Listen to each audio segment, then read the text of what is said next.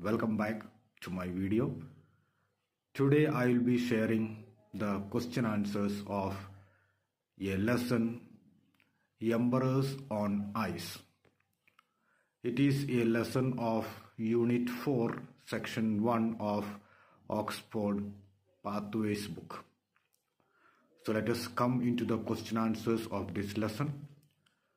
The first question is of MCQs. Answers are there on the screen. So we come to the second question. The second question is, what did the scientists want to establish after studying the eggs? So the whole lesson is about three people who went to find out the eggs of penguin. And here the पहला question ये है कि scientist जो है वो x लेके क्या proof करना चाह रहे थे. So at that time it was thought that the emperor penguin was one of the planet's most primitive birds and that analysis of its embryos would reveal links between all birds and their reptile predecessors. तो इसका मतलब ये है कि उस time ये सोचते थे कि जो एम्परर पेंगुइन है, एम्परर पेंगुइन जो है उनकी वो जो है प्लानेट का बहुत ही प्रिमिटिव बर्ड्स है, बहुत पुराने प्राचीन काल का जो एक बर्ड है. आज उन्होंने ये समझा कि इनकी जो एग्स है, जो एम्परर पेंगुइन के जो एग्स है, वो एग्स मिल जाने पर हम पता कर सकते हैं कि इनके प्रेडेसेसर्स कौन है, इसकी स्टार्टिंग कहाँ से हुई है, इसके पुरानी बातें जो है वो सब रिवील हो जाएगा ये एक्स मिलने पर. ऐसे एक सोच था उनका. आज इस सोच को प्रूफ करने के लिए ही वे लोग 3x की खोज में, मतलब एक्स की खोज में गया, 3x की खोज में तो नहीं, बट एक्स लेने के लिए वो गए थे. सो now the second question, that is third question. What additional benefits did they expect to achieve through this journey?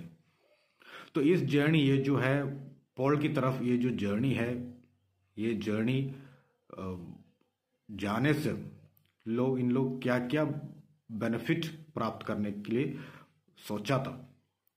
तो फर्स्ट लिखा है द एक्सपीडिशन वुड बेनिफिट दम इन अदर वेज टू. दूसरा बेनिफिट्स भी है, ये जो इन लोग जो गए हैं उस एरिया में जाने का दूसरा भी रीजंस है. क्या है? It gave them an opportunity to try out different sledging rations under extreme field conditions with varying quantities of fats etc. तो एक इनके लिए एक अपॉर्चुनिटी है to try out different स्लेडजिंग rations. स्लेडजिंग मतलब स्लेड्ज जो है बहुत सारी जो खाने के सामग्री वगैरह, एक स्लेड्ज एक बर्फ के ऊपर से चलने वाली एक गाड़ी जैसे ही है, मतलब खींच के लेके जाते हैं. तो स्लेड्ज को खींच के लेके जाने में एक्सपीरियंस हो जाए और इतने सारे रेशंस, इतने सारे आइटम्स, फूड आइटम्स जिसमें फैट्स, सबसे ज़्यादा इंपॉर्टेंस तो फैट्स को दिया है क्योंकि फैट्स ज़्यादा चाहिए, बिकॉज बहुत ज़्यादा सर्दी है वहाँ पर.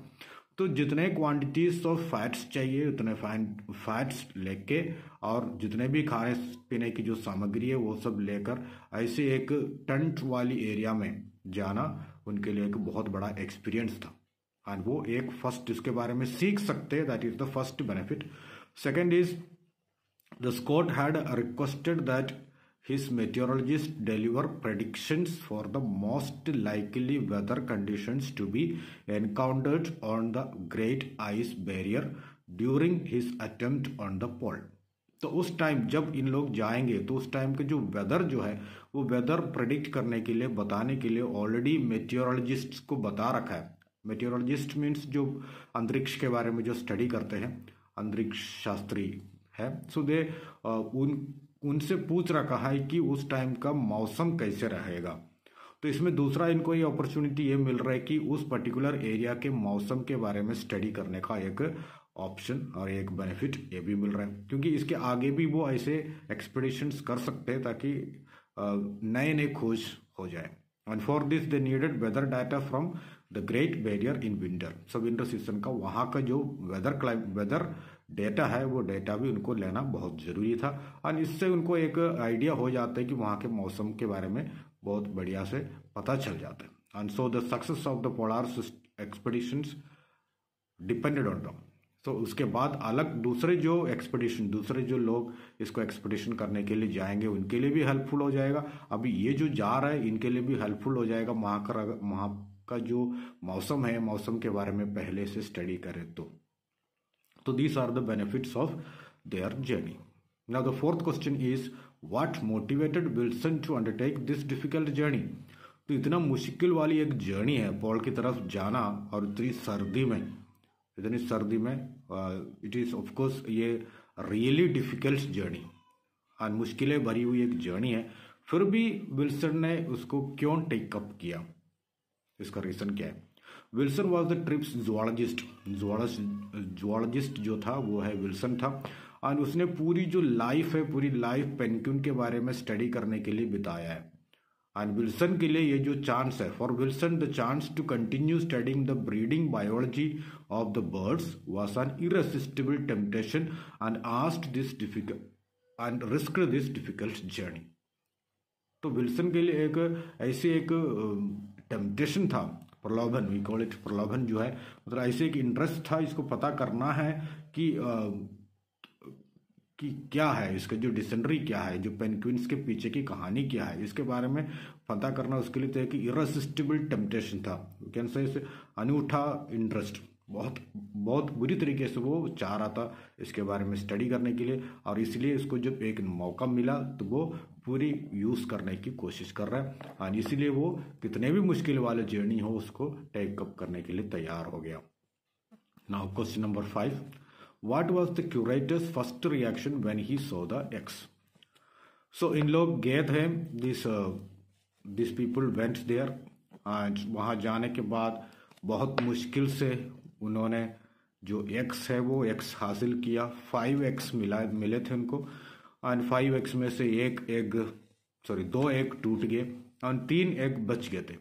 तो ये 3 एग लेके वो एक म्यूजियम में पहुंच गया, एंड म्यूजियम में पहुंचने के बाद वहाँ पर जो क्यूरेटर था, वो क्यूरेटर का रिएक्शन क्या था, उन्होंने जब ये एक्स देखा तो उनका क्या रिएक्शन था? क्यूरेटर मीन्स जो म्यूजियम का टेक केयर करने वाला जो है वो है क्यूरेटर। तो क्यूरेटर ये एग देखे उसने क्या कहा?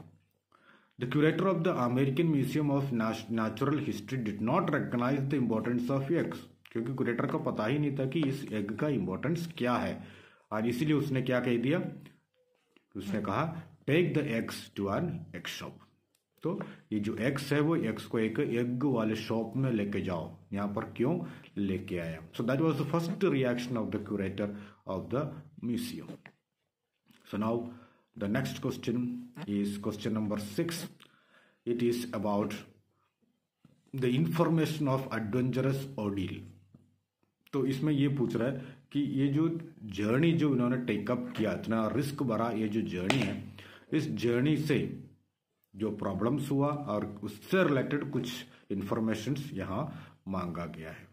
तो first is names of the explorers कौन कौन थे? तो doctor Edward Wilson, Apsley Cherry Garrard and lieutenant Henry Robertson Birdie Bowers. तो ये सब 3 लोग थे जो ये एक्सपेडिशन के लिए गए थे। नेक्स्ट है chief reason for undertaking the journey. तो ये जर्नी अंडरटेक करने का रीजन क्या था? तो रीजन था सिक्योरिंग 3 एम्बरर पेंगुइन एग्स। तो जो पेंगुइन, एम्बरर पेंगुइन के एग्स हासिल करना, तो वो था इसका reason for taking up this difficult journey. तो next is difficulties faced on the way. तो रास्ते में उनको क्या क्या डिफिकल्टीज फेस करना पड़ा, क्या क्या प्रॉब्लम्स फेस करना पड़ा? फर्स्ट जो है बहुत सारे प्रॉब्लम्स उनको फेस करना पड़ा। एक बैड वेदर, मौसम खराब, पैक आइस से हमेशा सब जगह आइस है क्योंकि आइस जमा रहता है उस एरिया में। डार्कनेस ऑफ विंटर सीजन होने की वजह से बिल्कुल ही अंधेरा है सब जगह। और टेम्परेचर जो है वो तो -60 डिग्री फ़ारेनहाइट, -60 डिग्री से नीचे है टेम्परेचर, तो बहुत ही कम है। क्रिवासिस ऑन आइस के ऊपर crevasses means the cracks, you can say it cracks, जो आइस के बीच में जो दरार आ जाते हैं, वो जो दरार में इनके पैर बार बार जाते थे, तो दरार के बीच में पैर फंस जाते थे, तो वो crevasses on ice. Then frostbite, बहुत बुरी तरीके से सर्दी, वो सर्दी से परेशान हो गए थे। रोकरी इन इनएक्सेसिबल प्लेसेस, जो इनकी जो रोकरी था जहाँ पर ये जो पेंगुइन्स अंडे दे रहे थे, वो जो एरिया है वो एरिया काफ़ी इंटीरियर एरिया में, बहुत ही अंदर है, मतलब बहुत दूर जाना पड़ता था उनको, और ऐसी एक जगह है जहाँ पर आसानी से कोई पहुँच नहीं सकते, ऐसी जगह पर इनके अंडे दिया रहता है। And third next is violent blizzard, जो ठंडी हवा, ठंडे मौसम में ठंडी हवा जब चलती है तो आप इमेजिन कर सकते हैं कि कितना बुरा हो गया। और ये सब है जो डिफिकल्टीज उनको फेस करना पड़ा। नेक्स्ट जो है सक्सेस रिवार्ड, क्या रिवार्ड मिला उनको? Successfully acquiring 3 emperor penguin eggs from Cape Crozier. तो रिवार्ड क्या मिला? 3 एग्स मिल गया, वहां से 3 एग्स लेके ये पहुंच गया यहाँ पर, वही उनका रिवार्ड है। मोड ऑफ ट्रांसपोर्टेशन, तो जाने की जो गाड़ी जो है उसके बारे में, टेरा नोवा नामक एक शिप है जिसमें ये गए थे। The ship was reinforced from bow to stern with 7 feet of oak to protect against the ice pack। तो इसकी खासियत ये थी कि ये जो है फ्रॉम बो टू स्टर्न, आगे से लेकर पीछे तक 7 फीट के ओक ट्री के जो लकड़ी है, ओक से बना हुआ एक बोट नहीं, एक्चुअली शिप था ये। और इसकी स्पेशलिटी ये थी कि आगे कितने भी आइस आ जाए सामने, आइस पैक्स जब आते हैं तो उसको तोड़ते हुए आगे बढ़ सकते हैं। तो वो है इस जो गाड़ी है, दैट इज जो शिप है, इस शिप की विशेषता ये है कि वो आइस को तोड़ते हुए आगे जा सकते हैं।